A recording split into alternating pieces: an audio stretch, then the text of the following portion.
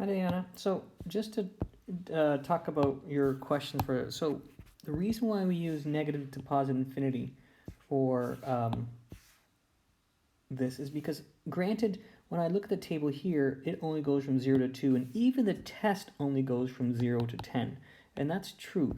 But when we use, and we're trying to model something, the normal curve doesn't stop at 0, and it doesn't stop at 10. It goes on infinitely. Because this is a model of real life, not actual real life, we have to consider the because all these are probabilities of people basically. If I'm here, all this is people less than 2, which in essence is what this is here.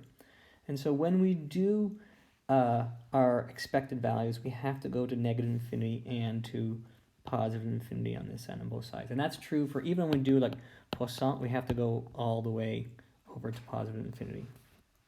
The second one that you talked about was about degrees of freedom. Okay, so in this particular example here, right, we came along and we took this 5 and we added it to the 15 to get 20. And so this doesn't actually exist anymore. When we're going to do our chi-squared goodness of fit, that doesn't exist. It's in here. And so we would only look at 1, 2, 3, 4, 5 categories minus 1. So 5 minus 1.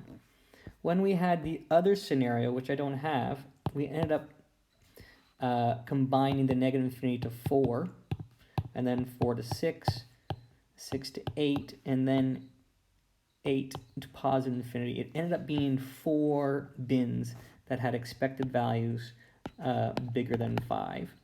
And so this is the table we're doing the goodness of fit on. So it's the 4 categories minus 1 as always, and then minus the estimate for the mean and the estimate for the standard deviation.